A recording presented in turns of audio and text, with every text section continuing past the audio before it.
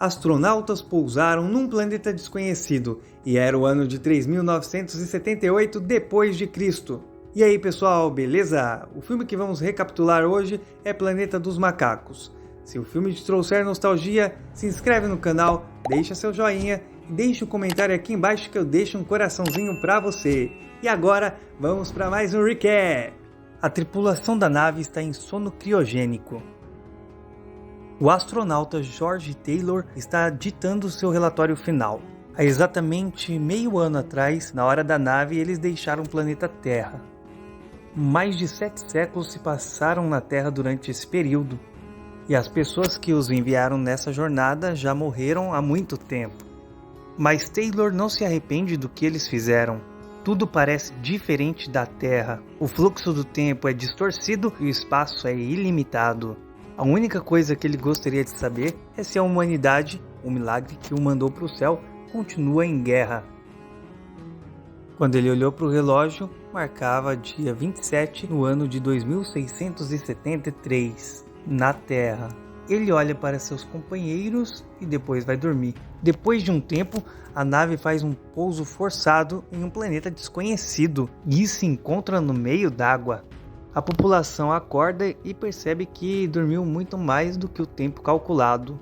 Mas o choque mais terrível foi a morte da única mulher da nave, Stuart. Nesse momento, a água começa a entrar na nave. Eles precisam evacuar, especialmente porque Dodge certificou que a atmosfera é adequada para respirar. Olhando para o relógio da nave que está congelado no dia 25 de novembro do ano de 3978, a tripulação abandona a nave que está afundando. Embarcando em um bote salva-vidas, os humanos navegam até a costa, maravilhados com a beleza deste mundo. Não há sinal de vida inteligente em parte alguma. Taylor os lembra que estão a 320 anos-luz da Terra em um planeta desconhecido na constelação de Orion. É impossível determinar com precisão porque ninguém teve tempo de examinar o instrumento. Ao parar na costa, Taylor faz um inventário do que eles conseguiram salvar da nave. Uma pistola, 20 cartuchos de munição, comida e água para 3 dias e um kit de primeiros socorros. A única questão agora é quanto tempo dura um dia aqui. Eles discutem a morte de Stuart, aparentemente causada por despressurização. Parece que eles voaram por 18 meses, enquanto na Terra já se passaram mais de 2000 anos. Não há esperança de voltar e o tempo apagou tudo o que eles sabiam. Então, eles precisam estudar este planeta. A análise mostrou que nada pode crescer aqui porque há muito pouco dióxido de carbono. Mas também não há nada perigoso para a saúde humana. Eles têm 72 horas até que a comida acabe. Landon ergue uma pequena bandeira dos Estados Unidos na costa e eles partem. Os arredores são rochas estranhas e bizarras e canyons sem vida. Eles quase ficam presos em deslizamentos de terras várias vezes. Raios iluminam o céu sem trazer chuva e nuvens o cobrem por completo sem deixar nenhum ponto de referência. A única coisa que eles sabem com certeza é que há um intervalo entre eles e a Terra.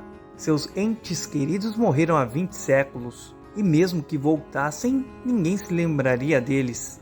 Taylor indaga seus companheiros por que embarcaram nesse voo. Para ter mais fama? Novo conhecimento? Ou a oportunidade de viver mais? Mas agora eles viverão muito mais do que qualquer outro ser humano na Terra. Taylor só partiu nessa jornada porque é um sonhador. Ele está confiante de que deve haver algo melhor do que os humanos no universo. Naquele momento, Dodge o chama. Ele encontrou a vida, um broto verde, quase imperceptível, que brotou no meio do deserto rochoso. Isso significa que há plantas aqui e eles precisam encontrá-las. Eles seguem em frente e para onde quer que olhem, veem rochas hostis.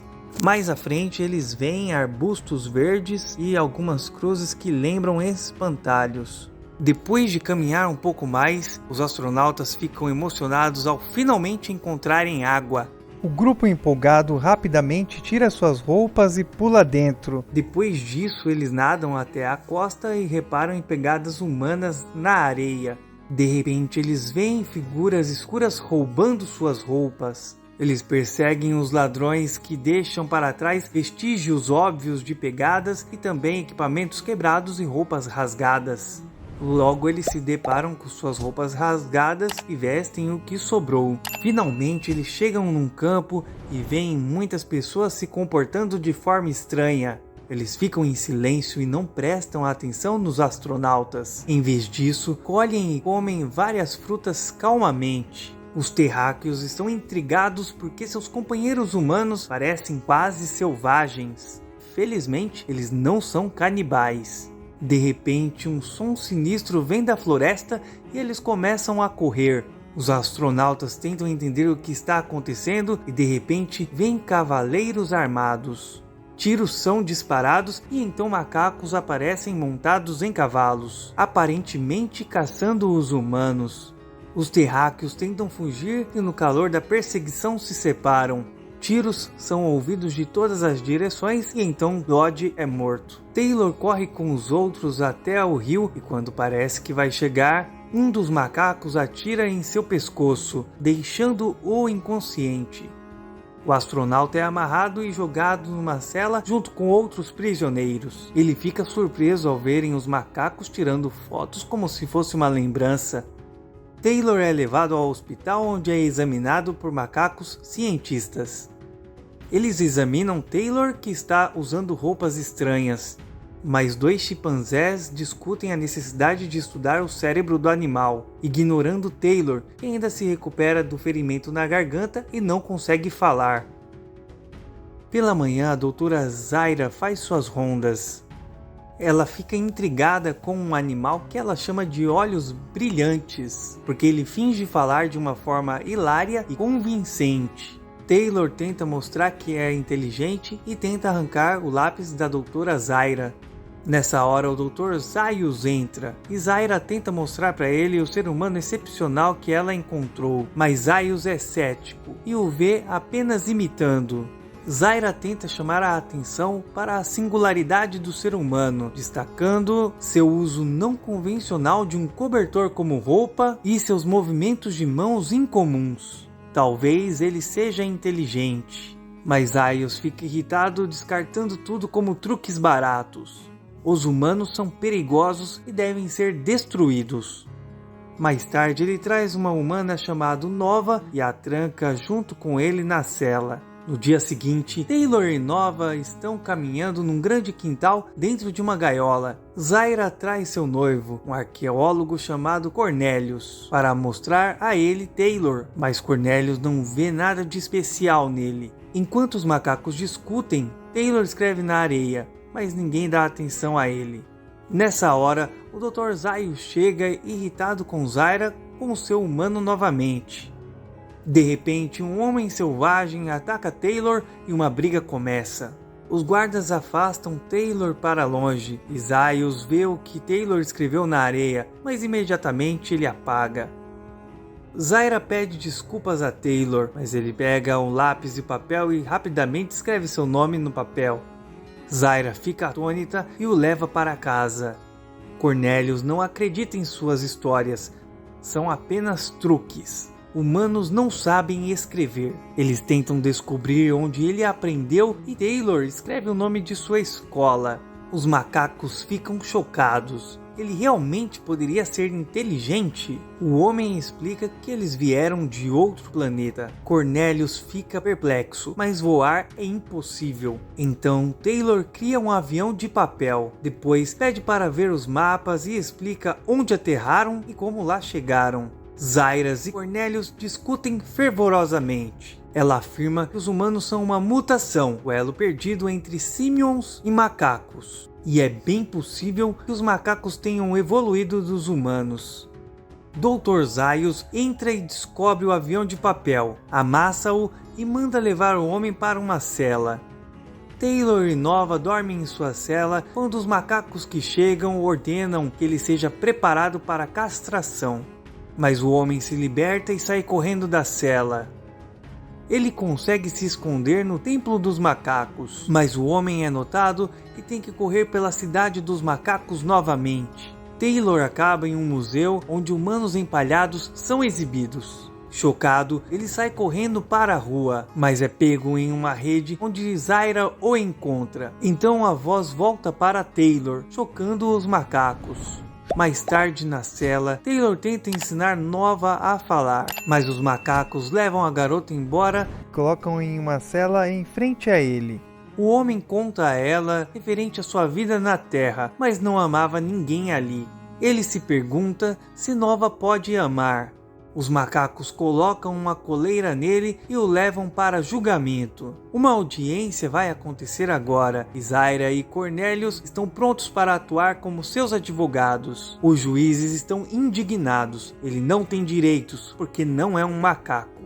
Mas então, por que ele está sendo julgado? O tribunal dá continuidade aos seus advogados, mas Taylor pretende se defender. Um cientista teólogo é chamado a depor, tentando provar a irracionalidade do homem que não consegue responder às perguntas mais simples. Mas Taylor não pode conhecê-los, pois não estudou sua cultura. Ele está proibido de falar, então escreve sua declaração e envia ao tribunal. Cornelius lê que Taylor é um explorador espacial e que chegou de outro planeta, mas os macacos não acreditam nele.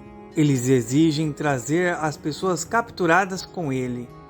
Taylor vê Landon, mas ele não reconhece seu amigo e uma cicatriz é encontrada em sua cabeça. Taylor percebe que o Dr. Zaius destruiu o cérebro de seu amigo. Taylor é arrastado de volta ao tribunal. Então Cornelius defende o Taylor. Ele não mentiu quando disse que veio da zona proibida. Ele descreveu com muita precisão e o próprio Cornelius estava lá. E ele encontrou vestígios da cultura dos macacos antigos. Zaira continua a defesa. Se não veio de outro planeta, nasceu nesse. Ela não encontrou nenhuma razão para que as pessoas não pudessem falar. O problema não está na anatomia, mas no cérebro. E essa é a verdade. Mas ninguém quer ouvir. Zaira e Cornelius são acusados de heresia científica e o tribunal é encerrado.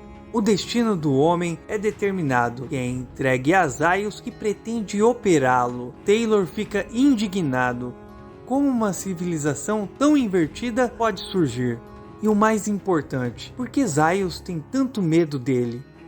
Zaira não aceita e organiza a fuga de Taylor e Nova. Fora da cidade, Cornelius os encontra com cavalos e suprimentos. Ele sugere voltar ao local de pouso da espaçonave. Uma pequena caravana parte e chega ao rio, e se o seguirem, chegarão ao mar. Logo eles chegam ao local onde Cornelius estava escavando. Ele está pronto para levar os homens à caverna. Então Zaira vê a perseguição. O Dr. Zaius, que alcançou os fugitivos, terá uma surpresa desagradável. Taylor está armado. O terráqueo oferece um compromisso ao médico. Se Cornelius puder provar que a cultura deles não é a mais antiga e originada dos seres humanos, ele os deixará em paz. Todos vão para a caverna. Enquanto Cornelius mostra suas descobertas, Taylor descobre peças sobressalentes de um ser humano, uma placa dentária, óculos e uma válvula cardíaca. Mas a principal descoberta é uma boneca humana que diz a palavra mamãe. Zaius tenta encontrar uma explicação razoável enquanto tiros são ouvidos do lado de fora. Todos correm para a saída. São os médicos improvisados que, incapazes de manter a sua palavra, atacaram as escoltas dos fugitivos. Taylor leva o doutor. Zaius é refém e manda todos irem embora. Taylor o libertará em troca de um cavalo, comida e água para ele e sua mulher. Mas antes de sair, pergunta ao médico por que sempre o temeu, e ele responde que porque é homem, e que seus ancestrais são os culpados pelas terras proibidas sem vida, pois ele é o animal mais baixo e traiçoeiro. As pessoas vão embora e o médico manda explodir a caverna e prender Zaira e Cornelius. Eles salvam o futuro de seu povo. Taylor e Nova cavalgam pela praia. De repente, o homem pula do cavalo horrorizado. Ele voltou e eles fizeram isso depois de tudo. Eles explodiram todos eles e destruíram a civilização, deixando-os queimar no inferno. Nova olha para Taylor com medo. Ela não entende o que está diante dela, a parte superior da Estátua da Liberdade, na costa do oceano. O filme é baseado no livro do escritor francês Pierre Boulle, que considerava seu romance numas obras de menor sucesso, e por isso tinha sérias dúvidas sobre seu sucesso nas telonas. Mas no final, o filme ficou na posição número 150 dentre os 500 melhores filmes da revista Empire. Muito obrigado para você que ficou até aqui. Se inscreve no canal para ver as melhores histórias. Deixe seu joinha se você gostou e um comentário para sabermos o que está achando. Te vejo no próximo vídeo.